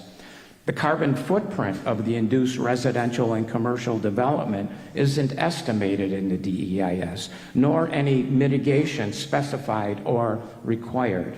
They should be. The infrastructure expansion for the induced residential and commercial growth isn't estimated. How many miles of new roads, water lines, and sewers will be needed to serve 27,000 new households? How much land is needed to be developed? None of these are presented in the DEIS. Micron claims that the only alternative to this project is to build 4 fabs, that fewer than 4 is uneconomical, robbing them of the needed rate of return to make the Clay, New York project viable. This assertion isn't sufficiently supported by evidence, particularly when other fab projects elsewhere have created fewer fabs at one location. If 4 fabs are required for the White Pine Park, the approval process should be modified to allow a build and assess incremental incremental phasing sequence to ensure that commitments made are kept before continuing to build out additional fabs. Finally, Micron should be required to fund mitigating measures to protect the region from adverse impacts. It is unclear that pilot payments, wages paid, or rising real estate values will offset those adverse impacts. Offsets against added municipal services, incentives to assure sufficient affordable housing is available, and payments to offset environmental degradation should all be on Micron and its shareholders, not current residents. Thank you very much. Thank you.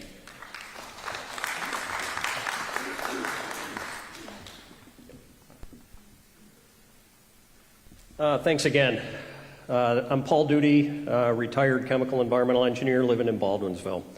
I appreciate the opportunity to be able to throw a couple more comments out here that I had intended to say in the first place. So the first one is I just want to reinforce my opinion that the comment period, the 45-day review period, is woefully insufficient. Asking the public to digest 20,000 pages of this report, which is 500 pages a day of technically dense content in the middle of the summer vacation season, I think is just wrong. We deserve more time, and I don't see any reason why we shouldn't have more time to be able to review this and digest it properly. Another comment I have is I'm concerned with the impact this is going to have on housing affordability. You know, many homeowners like myself, expect to see home values rise with this development. And the increase in housing and rental prices, on the other hand, are going to make housing even more unaffordable than it is today for many people in the region. Now, the report refers to a New York State initiative, but I question whether that will be enough. This is an issue someone other than Micron needs to take ownership of and not just kick it to the state of New York. And my final comment is really more of a question. And looking at the massive development that's going to go on here, are there an adequate number of qualified contractors and rail accessible aggregate availability to be able to handle all this construction under the schedules presented? I guess your engineers have probably looked at this, but I think that's a pretty serious concern, and what that would do is delay the project. So I think everybody's anxious to get this project. Personally, I'm kind of in support of this. I think long term it's a great project, but I want to see it done right. I was a spill control leader for the IBM Semiconductor facility in East Fishkill. I've seen what can go wrong. You can do everything you want to do, but accidents happen. And I think you've not done a good enough job in this report to address spills and those consequences. And that's it. Thank you very much.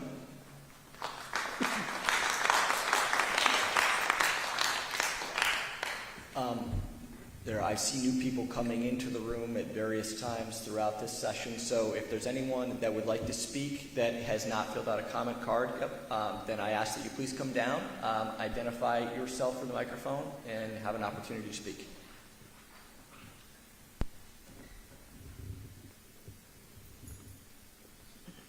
Hi, I'm Elizabeth Bridges, Bridges. I live in Clay, just off of Moyer's Corners, that Route 3157. My question has to do with the hazmat response. In the DEIS, they spoke about the Syracuse and Clay fire departments coordinating with the Micron hazmat. This has to do with the increased population and size that would come with this. So would that not mean that the fire departments would also have to increase their professionals so that they can handle the new population? And if something happened on the highway or even in the facility, that there's enough people to not only handle the Micron hazmat, but just the general population that would be in the area. That's just my question. Thank you. Thank you.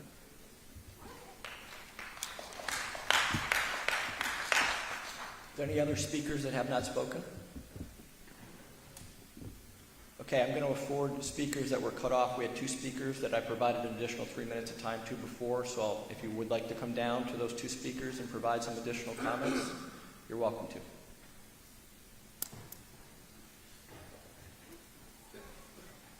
Again, I'll ask you to keep it to 3 minutes because we do have people that are coming into the room, and I want to make sure that everyone that here within their time period has an opportunity to speak and comment. State your name again, please. It's Karen Hawes from Sterling. So I was talking about the water intake. New York State law, as some of you probably know, was updated to incorporate the Great Lakes Compact, which is a compact between the United States and Canada that addresses water withdrawal limits. And so you have to get a permit for any type of water withdrawal system that has the capacity to draw more than 100,000 gallons a day. DEIS notes that 48 million gallons a day will be required at full build-out. And the project, of course, Micron's water source will be Lake Ontario through the Lake Ontario water treatment plant. The water treatment plant currently has a practical sustained output of approximately 54 million gallons a day, and it has a maximum capacity of 60 million gallons a day and a permitted permitted water withdrawal limit of up to 62.5 million gallons a day. So the current existing permit is going to accommodate the freshwater demand for the first two fabs.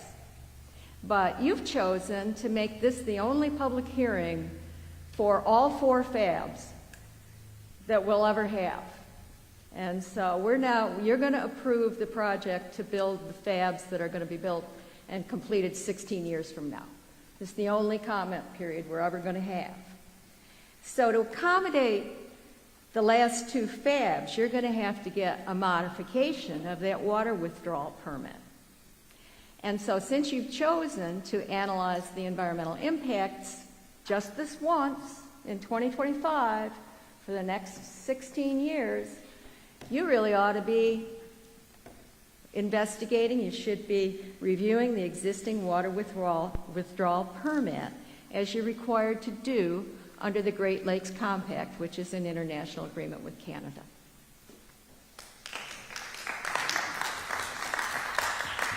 Thank you. Go ahead, Don. Okay, this is Don Hughes again. I want to just continue and finish up about PFAS. It's a pretty wonky subject, but it's important that we address it. I want to read a couple things from my friend and colleague, Lenny Siegel, who is out in California, and he's written some good comments. He will be submitting comments on Micron. The high-level takeaway, Micron, like other semiconductor producers, has always utilized and released into the environment a wide range of hazardous substances. In fact, the industry introduces hazardous substances into wafer fabrication faster than researchers can determine their toxicity and government agencies can regulate them. The Clay Environmental Review provides an opportunity to address potential semiconductor pollution in advance. In other words, let's build it right. Let's design it right. As Paul Duty has pointed out with spills, you want to design it right from the get-go. Continue with Lenny Siegel's comments. Unfortunately, the draft environmental impact statement is vague, providing the public and relevant agencies insufficient information to determine if best practices will be used to prevent human and environmental exposure to chemicals from the Micron factory. The technical term for this is kicking the can down the road. So PFAS, we have a perfect storm here. We have this giant universe, thousands of types of PFAS. Toxicities vary, but we know that many of these things are extremely toxic or very toxic. What's provided in the EIS is vague. And the regulation of these compounds has not caught up to the reality that hundreds of these PFAS compounds are used in modern chips manufacturing. The regulations are focused on two compounds, PFOA and PFOS. The state of New York and EPA have issued drinking water standards for those two compounds. The fact is that these types of PFAS are no longer used by the chips industry, as noted by the CHIPS office in their environmental assessment. Long-chain PFAS compounds, such as PFOS, have been replaced by short-chain PFAS. Another long-chain PFAS, which is the PFOA, the octanoic acid, was phased out in the United States 10 years ago, and is expected to be eliminated globally this year. So we're looking at the wrong things. The regulatory agencies are looking at the wrong set of compounds, two compounds which the chips manufacturers don't use. Thank you.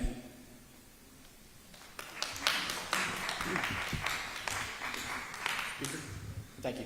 State your name again, please. Thank you. My name is Greg Lancet, and I don't think I mentioned that I live in the village of North Syracuse in the town of Clay. Can you spell your last name for Greg so we can just make sure Yes. we're capturing? My last name is Lancette. Thank you. I understand it's quite the hot topic here, and it's such a massive project that has been proposed to our community, and there is always a lot of anxiety, concern, excitement, all blended into one big hot ball of energy.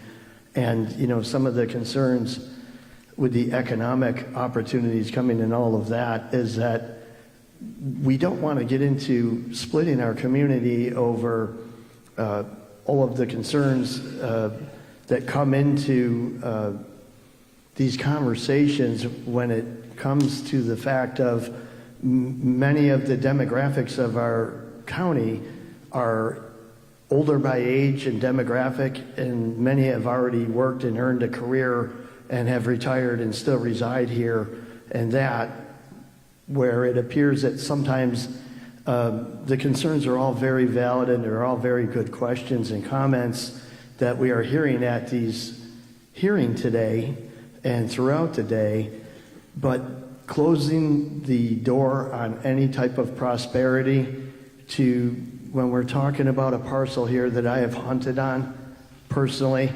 I've had friends that actually moved off of Burnett Road and all of that. I mean, it's always been that, and it has been an industrial park designated for over 2 decades, and I understand everybody's concerns, but to have the end game or the desire to not only force an extraction of more and more information that we could go on for years with in an industry that is heavily regulated and in a state that has some of the most stringent environmental review and regulations, air quality, water quality, and all of that.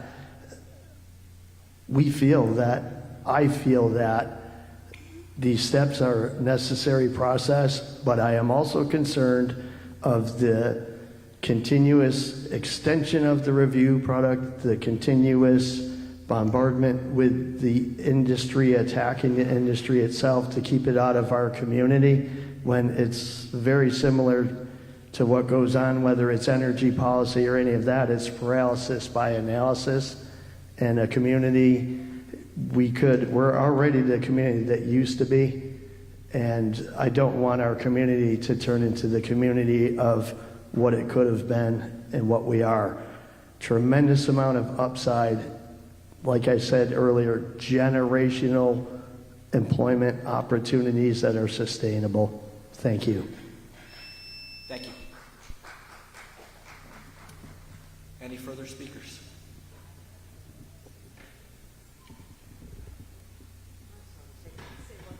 Sure, thank you. Please come forward. State your name again, please. My name is Beth Lazison, Lauzon. And I totally agree. We don't want to, get out of here, Micron. We're not interested. But my whole life has been allied chemical. Nobody talks about this. Allied chemical, solvay, process. Onondaga Lake, the most polluted lake in the whole country. I mean, do we have to start this over again? And yes, how do we get there? And yes, it was the 1800s, I get that. How do we get to that? We got there by people saying jobs, jobs, jobs, jobs, jobs. And that's wonderful. I would love to apply to Micron right now. They wouldn't hire me, but I would love to apply for them.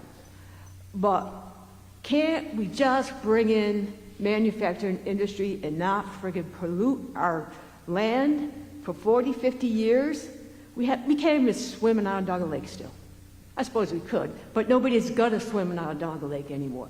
You go eat 1 or 2 fish, maybe, possibly, because their mixing zone was the lake. Mixing zone for Micron is going to be the United River. If we don't look at it now, we will never look at it. And you know what's going to happen? Because this industry works so fast, in about 10 years, they won't even be making the same chips. It will be different. The chemicals will be different, as they say. The chemicals are different now. But we're not looking at that because we're 10 years behind. That's how we operate in New York State. That's how we get paralyzed, understood.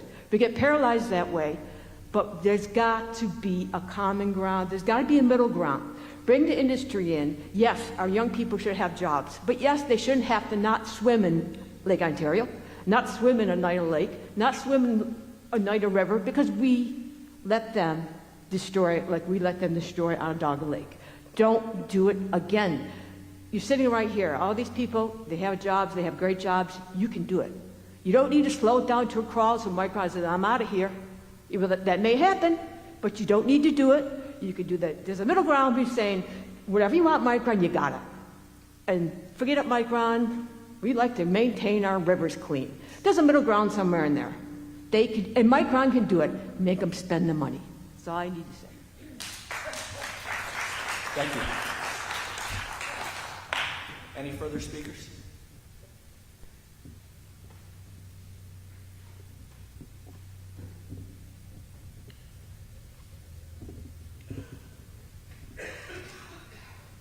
Hello, I'm Justin Koskowski, KOS, KOW, SKI. I live in Oswego, New York.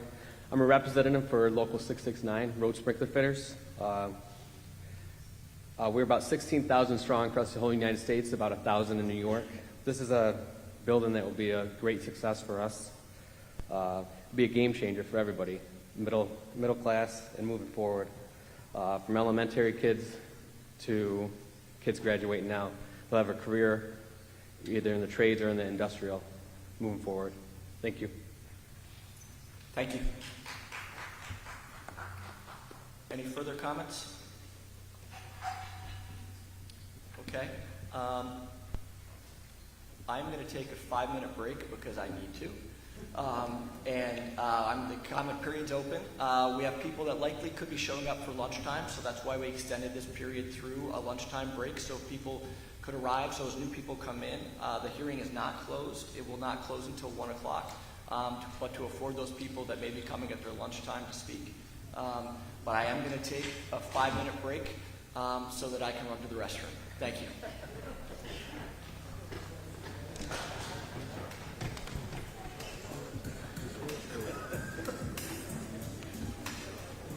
Yes, you're good. You're totally good.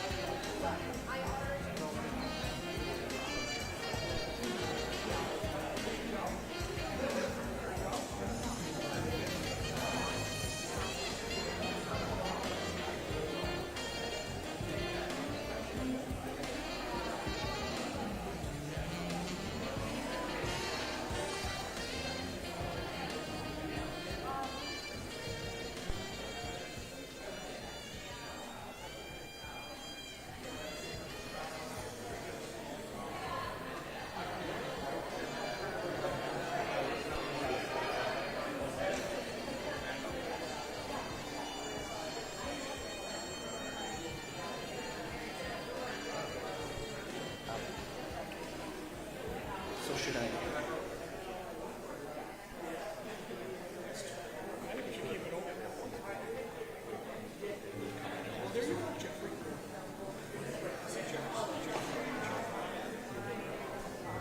Check.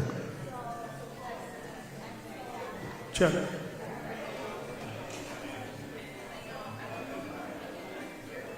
One, two.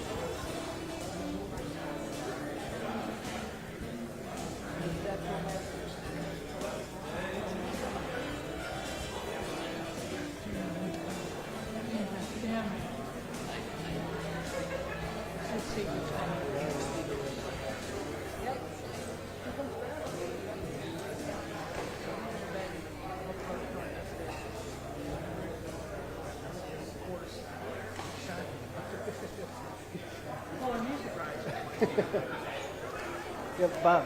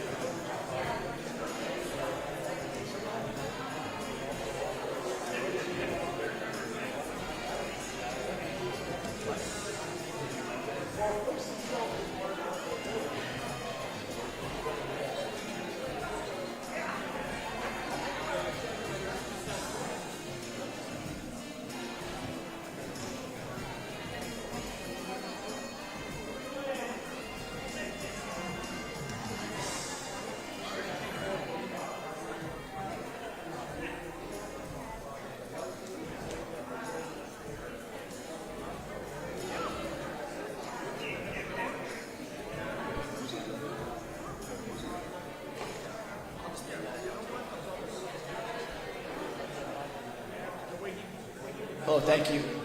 So we do have one individual that has registered to speak for before the end of this session. I'm going to give it a few more minutes in case people are arriving during their lunchtime and to see if anyone else registers to speak. But at the moment we have one, so I will be reopening to take that comment here shortly. Thank you.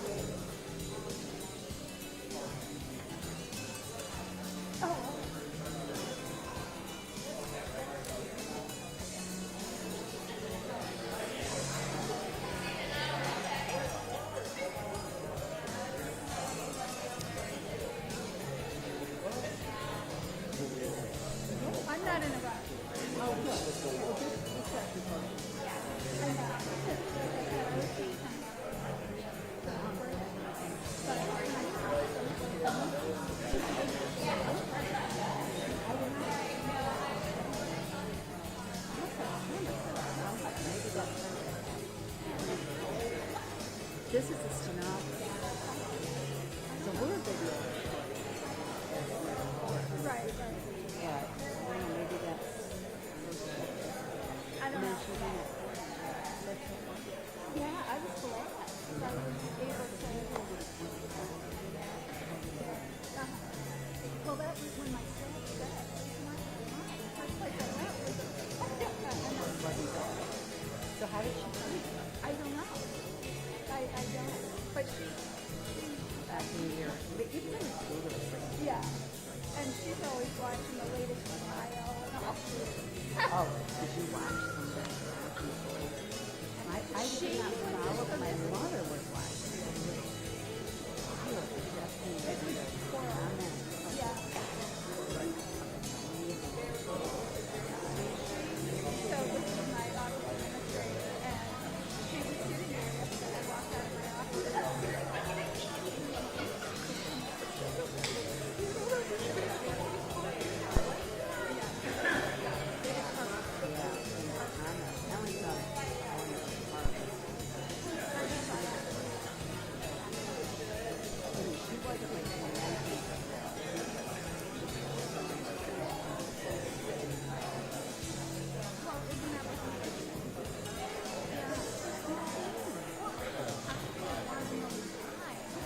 All right, I'm going to ask everyone if they could take their seats again that are having their conversations, maybe wrap those up. We do have a few more speakers that have registered.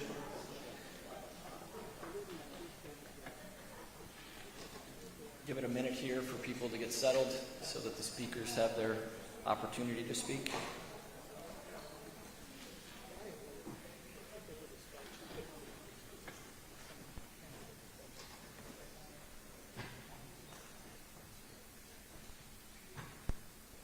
Great. Thank you, everyone. I don't have to speak as loud. It's more echoey in here. The first to speak will be Steph Adams. Thanks, Steph. 3 minutes. If you need more time after that, Mary Thompson's going to speak next, and then if you need more time, you can come back. Okay. Thank you. My name is Steph. I live in Syracuse. I'm a historian. I work in a local history museum, but my comments today are entirely my own. A number of times politicians have said Micron is our next Erie Canal moment, and while the canal did have a tremendous economic impact, that came at great cost, and that the canal had severe negative environmental impacts, displaced native communities, and was a workplace safety nightmare. I'm concerned that history is in a way repeating itself. I'm worried about the forever chemicals, not just for myself and other residents, but for people working in the facility. In my opinion, the DEIS does not adequately outline workplace safety plans or systems of community oversight, and more importantly, accountability. The DEIS again and again feels like it's asking for our blind trust, but how can we trust when you give us only 45 days to review a massive plan and 1 day to publicly comment, half an hour's drive away from the city, no less? I want good, safe jobs for people already here in the facility, not just building the facility. And vague promises of opportunity for the local community and historically marginalized groups do not necessarily translate to reality without good faith engagement, as the makeup of today's meeting has shown. The vague notion of opportunity for a rubber stamp is not engagement, nor is it justice.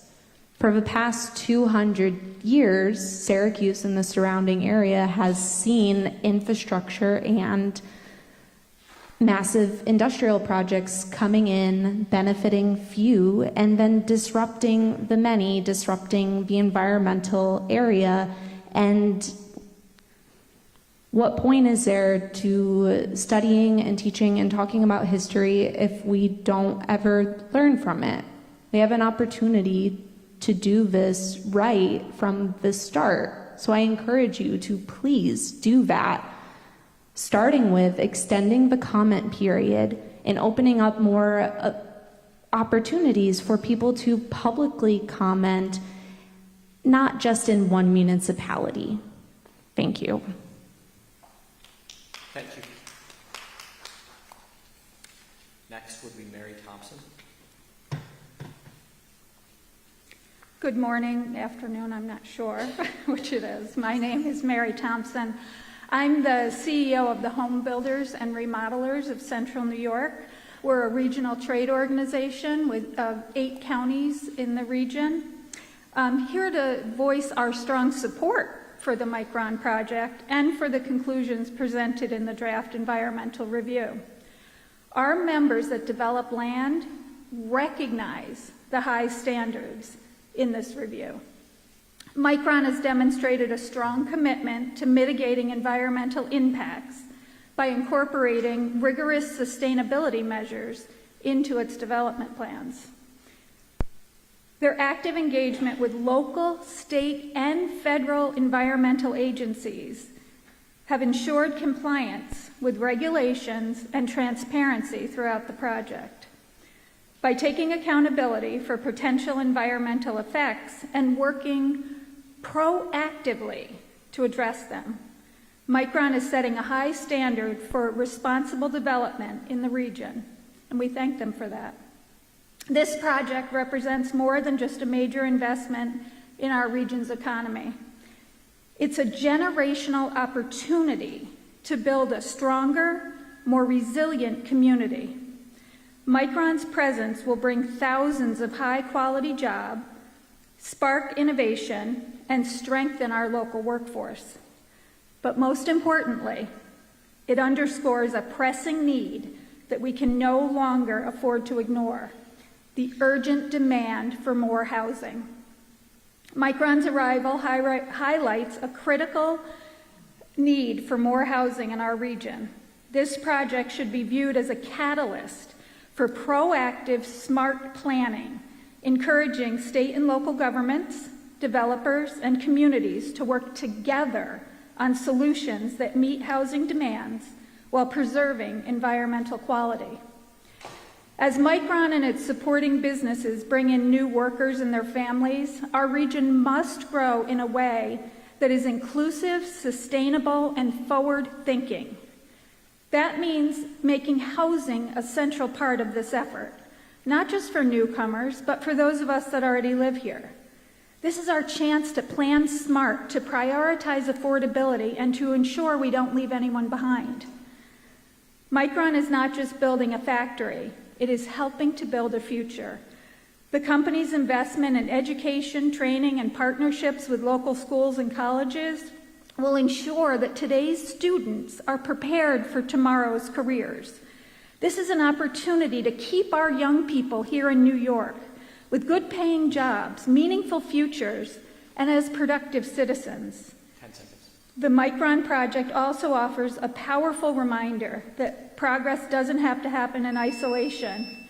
It takes community collaboration. Thank you. Thank you. Again, there'll be an opportunity to speak again for an additional 3 minutes. I do have another speaker that is registered. Bill Spreeder. First of all, thank you very much for holding this hearing. I do appreciate it. I'm Bill Spreeder. I'm the president of the Central New York chapter of the New York State Alliance for Retired Americans. I want to say, as a union member, as a person in the community, I welcome the fact that Micron's coming to our town. I remember the time when we had real good manufacturing in this town, and I remember that it was unionized manufacturing that made this town and made the middle class, and I appreciate that, and I hope that is what Micron is aiming for in the future. However, I do have concerns. We've heard from various environmental groups. We've heard from professors from ESF. We've heard from Lemoyne professors. We've heard from workers groups.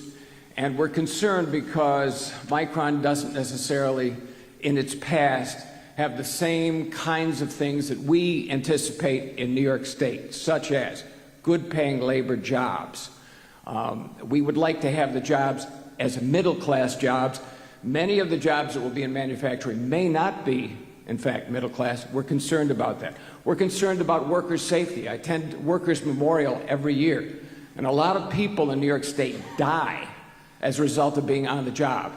And these workers are going to be working with hazardous chemicals, PFAS, PFOS, and I'm not one to tell you what they mean and how dangerous they can be, but I know that they can be dangerous after hearing presentations on them.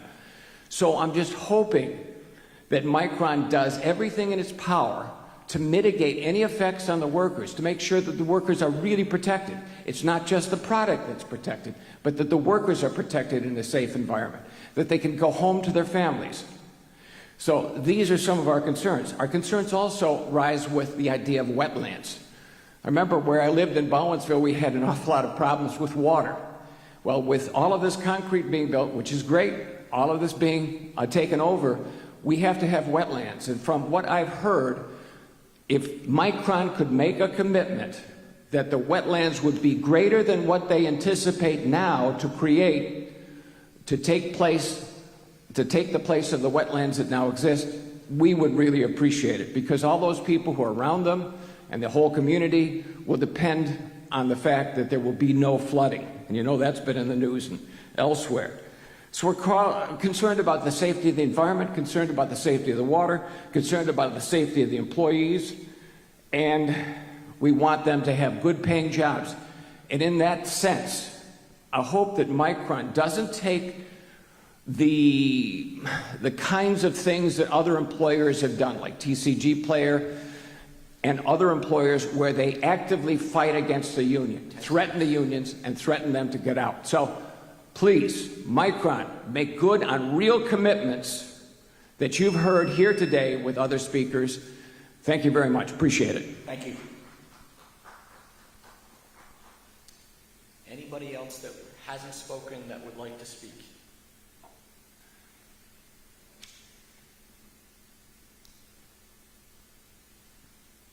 Mary, would you like to come back up and I cut you off before? Yes, okay. Okay, thank you. Anybody else? Okay, this is a noticed hearing that will end at 1. So people again could arrive during their lunchtime to speak, so it will remain open as I get more. Oh, I might have a guard coming my way as we speak. Perfect.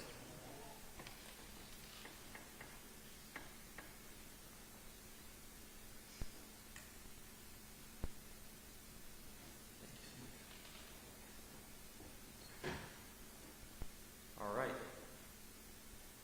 Next speaker, Richard Wood. You hardly had time to settle into your seat. Yeah, really? Yes. Where do I... Microphone right here in front of you. Excellent. Yeah, you'll have 3 minutes to speak. At the end of the 3 minutes, I will ask you if there's any other speakers. If there's an additional opportunity for you to speak, you'll have an additional 3 minutes. Okay? Thank you. Sure. Sorry about that. I didn't get my... That's okay. Your time hasn't started yet. All right.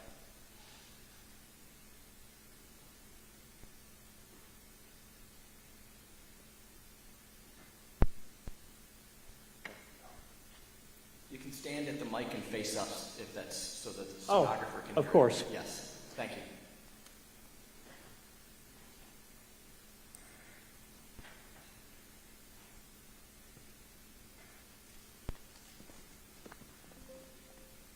Sorry about this. Okay. So good afternoon. My name is Richard Wood. I'm a licensed professional engineer in New York State. I represent the Faith Impact team of the Central Crossroads Conference of the Upstate New York Synod of the Evangelical Lutheran Church in America. My comments today speak to the need throughout the life of the Micron facility. I'm terribly sorry about this.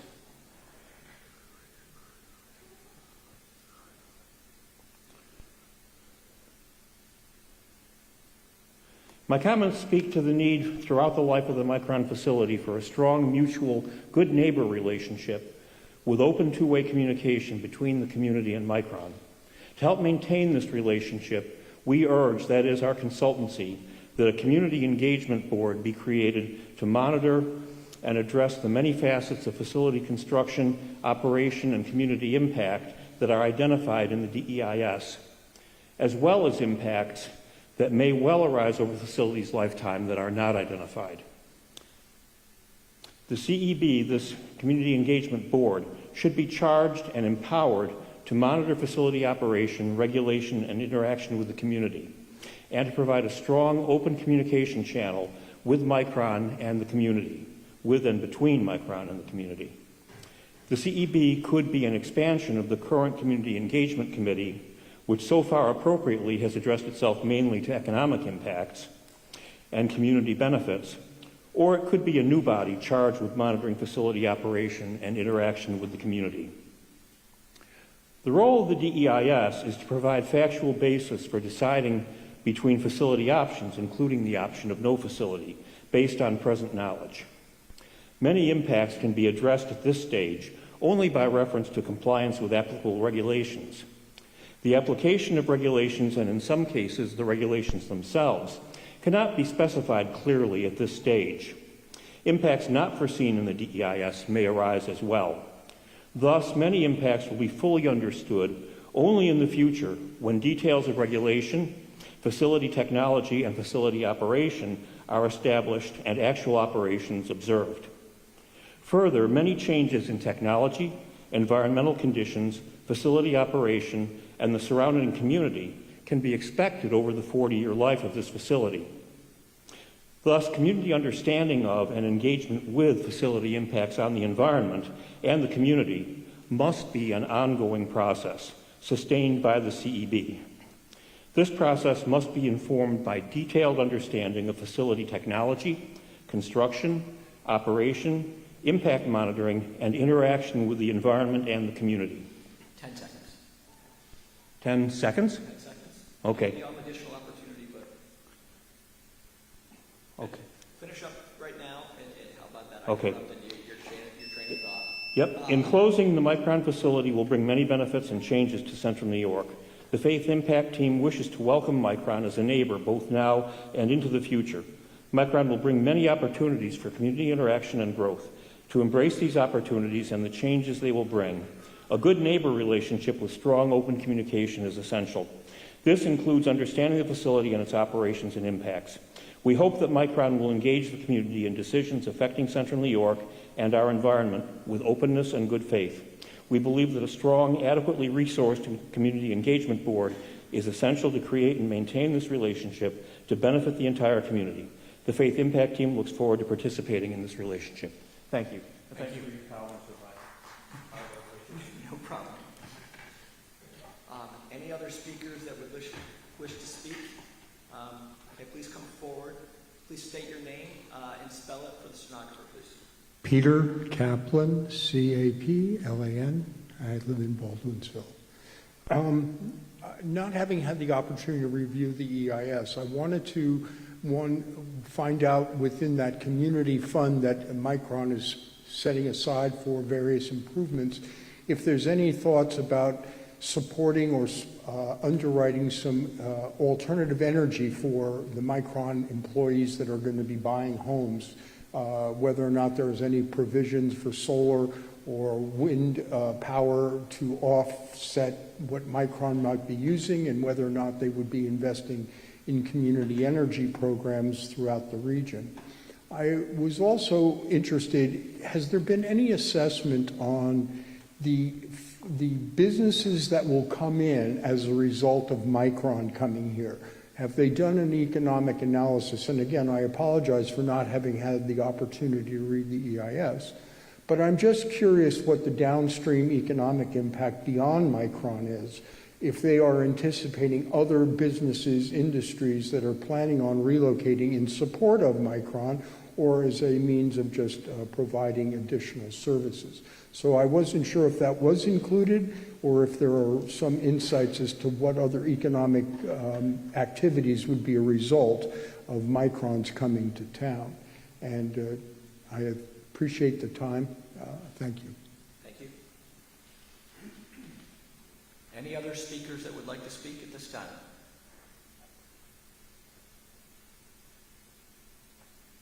Okay. I will, again, it's 12:37.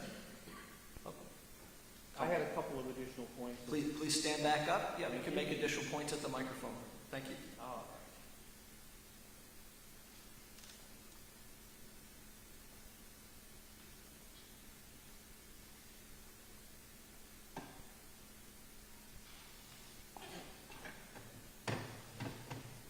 Okay, just a couple of additional things in my statement. Some examples of facility impacts that should be addressed by a community engagement board process include, without limitation, the following. Groundwater impacts that may be observed during construction as identified by groundwater monitoring. Impacts on wetland species habitats. So we certainly have done analysis, but until we actually observe what happens, there may be differences. Advances in pollution control technologies, such as management of PFAS, understanding that regulations require the use of best available technology. Advances in facility process technology and operating methods, which are almost certain to come over the life of this facility and create perhaps important changes. So to fulfill this role, the CEB must have a close collaborative relationship with plant management and communication channels with the public, such as a website and public meetings. It must have sufficient resources to implement its mission, including funding for technical and communication support. And that's the additional points that I was not able to get into my previous statement. So thank you very much. Thank you. And for the record, that was Richard Wood for the transcript. Thank you. Any further comments to be made? Okay. like, state your name again, please. Bill Spreeder, New York State Alliance for Retired Americans. I have a further question, comment. I know in some industrial development agencies, when a company comes in, they get tax breaks. And frequently those tax breaks are on school taxes. And the schools here need the money to keep on going. And it's, of course, from the property taxes, a lot of it. Many people don't like it, but if more of that money comes to a tax break to a facility coming into that area and deprives the school of needed money, then the rest of the taxpayers have to take up the burden. So I would hope under any facilities agreement that the schools in this area, the whole central New York area, will not be adversely impacted by a lack of tax revenue as a result of some giveaways to a Micron. We love Micron. We'd like to see it come in. We'd like to see it thrive and people thrive with it. But that's part of the future. Another concern that I would have is that Micron wants to be a good neighbor. And I think that's what this gentleman was talking about. Micron needs to be a good neighbor and keep in communication with the people about all the other things that are going on with Micron and how it affects them. And we know that we've had a neighbor before called Allied Chemical that created an awful lot of problems for us for the future. And while we're an organization of retirees, we look to the future and we're concerned about what will happen to our kids and our grandkids if something gets out of hand in terms of the chemicals in the water or in the air. And I know that through new technology, that probably can be mitigated. So we hope that Micron invests in that as well. Thank you. Thank you. Again, any further speakers? Yeah, one more time. Sure, yes. I would just like to say thank you for being here and for providing this process. I think it's important. Appreciate the opportunity. Thank you. And again, that was Richard Wood for the... Appreciate it. Further speakers, commenters at this time? We may have some more folks that arrive over the next 19 minutes that wish to speak, like Mr. Wood did. So this remains open for the next 19 minutes. You can all sit and wait for that time period. It will not officially close until 1 o'clock. Thank you.